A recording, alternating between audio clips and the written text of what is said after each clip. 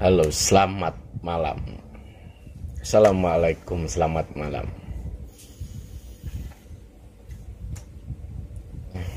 Yang lagi seru soal Ning Imas dan Eko Kun tadi. Beberapa hari saya nggak buat video. Ada beberapa orang yang komentar. Mana nih komentarnya soal Eko Kun tadi, soal Ning Imas? Kenapa tidak segera saya buat? Satu, ada urusan lain. Dua,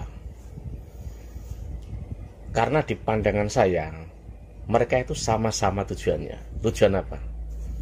Satu jalur, jaga NKRI. Jadi misalkan soal Eko Kun tadi berbicara begitu, saya yakin saat itu karena apa? Dia nggak tahu yang ada komentar itu siapa. Di pikiran Eko Kun tadi saat itu mungkin dia ini orangnya kan anti kelompok-kelompok yang radikalis, orang-orang yang pikirannya bisa dibilang cedek, orang-orang yang bisa dibilang pemarah. Dia anti orang-orang begitu.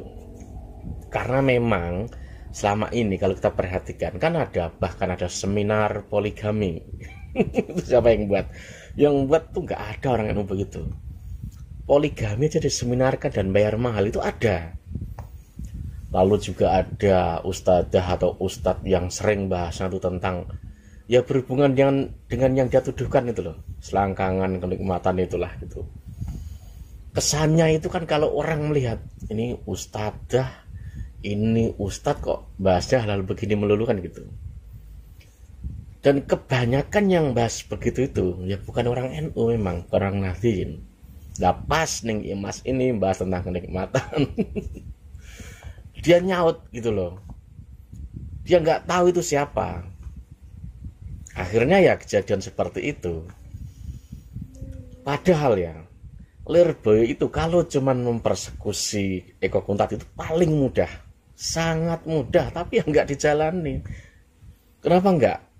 Karena tahu gitu loh. Tahu apa? Orang ini kan selama ini selalu melawan gerakan-gerakan intoleran, gerakan-gerakan radikalis kan seperti itu. Pasti ya saat itu kemungkinan orang-orang Lirboyo, Ning Imas atau bahkan siapa suaminya itu, siapa itu lupa saya. Itu ini orang ini aneh ya. Pasti pikirannya begitu. Enak saja tiba-tiba bicara seperti itu. Apa nggak tahu kalau kita tuh Lirboyo? Mungkin begitu gitu loh. Ternyata kan benar, dia nggak tahu. Jadi ini saat ini yang kecewa itu orang-orang yang memprovokasi. Mereka sangat kecewa saat ini. Maunya kan dus gitu, syarat kebuyan begitu. Ini loh, harusnya bisa niru Lirboyo. Kita itu harusnya niru Lirboyo, sikapnya seperti itu. Padahal Lirboyo itu punya kekuatan yang besar. Muhibinnya saja di Jawa Barat itu jumlahnya banyak, bukan main. Jakarta banyak. Kalau cuma comot gitu mampu gitu loh. Ini loh besarnya Lirboyo, harusnya ditiru. Sikapnya tidak tanduknya harusnya ditiru gitu loh. Tidak gampang marah. Kalau sudah sosok yang bisa dibilang besar, ya harusnya nggak mudah marah gitu loh. Harusnya kayak dulu ya kasus-kasus demo zaman dulu. Seandainya itu niru Lirboyo seperti ini, nggak ada itu polisi atau pemerintah mengeluarkan uang banyak ratusan miliar untuk keamanan. Padahal uang ratusan miliar itu lebih baik untuk rakyat. Harusnya kan begitu. Iya kan? Ya karena ada hal yang lain gitu loh. Jadi saat ini bisa dibilang apa? Provokator atau orang yang suka adu domba itu bisa dibilang apa ya? Sangat kecewa berat. Hanya setan yang nggak suka orang berdamai.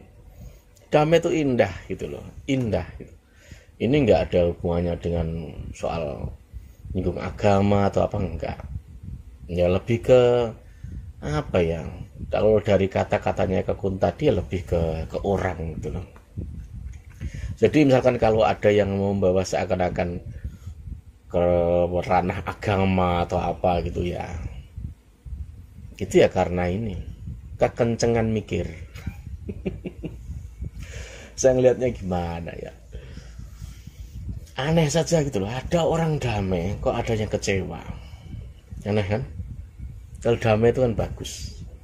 Damai itu ajarannya siapa? Ajarannya Nabi gitu loh. Jadi misalkan orang NU ini, ya kan, seperti sikapnya Lirboyo yang besar ini ditiru banyak orang, ditiru banyak ulama, banyak tokoh, negerinya akan damai gitu loh, lebih damai. Jangan sampai terulang seperti dulu.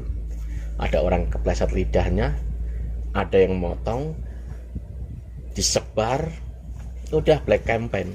Apalagi menjelang pemilihan kan.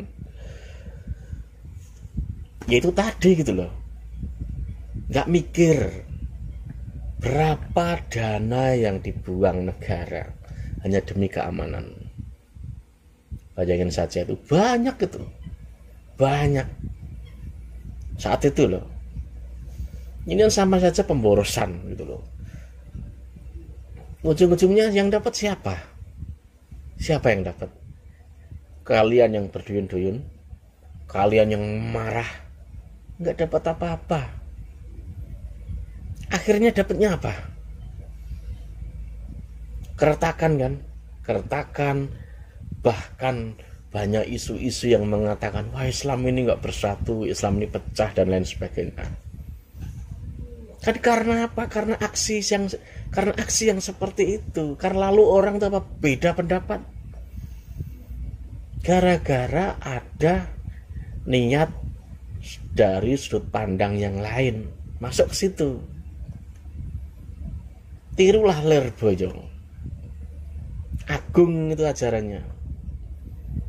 Ada orang berkata seperti itu, dimaafkan. Datang bersama siapa ya? Guntur Romli kalau nggak salah. Dan saya yakin ya akan berujung seperti itu.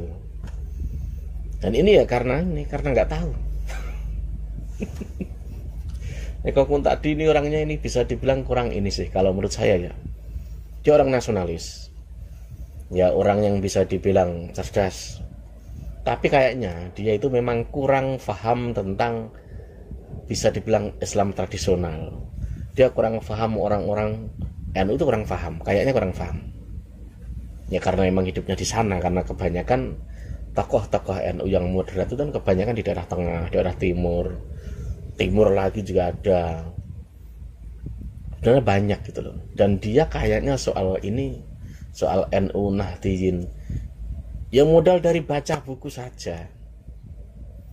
Kurang tahu nyatanya gitu loh. Taunya ya tokoh-tokoh yang selama ini dikenal orang itu saja. Jadi misalkan kalau ada orang yang alergi dengan kedamaian nih, ya itu ya temennya setan gitu loh. Kok kedamaian tuh bagus kok. Ada yang enggak, bisa dibilang apa ya, kecewa berat. Jangan kecewa. Kedamaian tuh ajarannya Nabi. Kedamaian tuh ajarannya Nabi gitu loh. Oke, sampai sini saja. Udah malam. Assalam.